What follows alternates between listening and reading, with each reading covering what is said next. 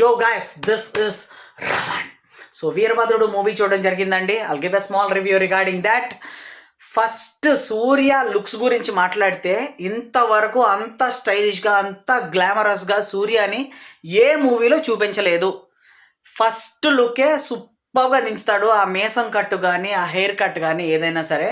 And second point, when comes to action, Surya అలా నిప్పంటి వదిలేస్తాడు అంతే. ఏం లేదు, మామూలుగా ఉండదు సినిమా. ముందే చెప్పేస్తున్నాను, ఫస్ట్ 30 to 40 minutes చిరాకు వచ్చేస్తే ఏంట్రా ఈ మూవీ ఎంత సోదిగా ఉంది అనిపిస్తుంది. ఫస్ట్ ఫైట్ స్టార్ట్ అయిన దగ్గర నుంచి మొదలవుద్దండి సినిమా. ఇంకా ఉరుకుద్ది అంతే, ఇంకా ఆగదు సినిమా, ఇక ఉరకడమే. రీల్స్లో చూపిస్తున్నారు చూసారా, పూనకాలు వస్తున్నాయని చెప్పి, అది ఫ్యాక్ట్, వాస్తవం. ఆ లెవెల్లో చూపించాడండి హిందుత్వాన్ని. ఎక్కడా తగ్గించలేదు హిందుత్వాన్ని. సూపర్ అంటే సూపర్ అంతే. సాయి అభయంకర్ మ్యూజిక్ని అలా చితక్కొట్టి దండం మీద ఆరేస్తాడు అంతే.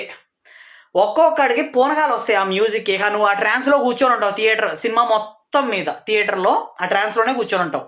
వెన్ కమ్స్ టు త్రిషా పాప, సూపరు, మామూలుగా ఉండదు. ఆ కాటుకు పెట్టి కానీ యాక్టింగ్ మాత్రం చాలా బాగుంటుంది.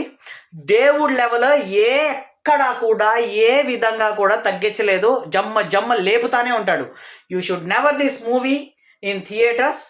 Go watch it. బాయ్.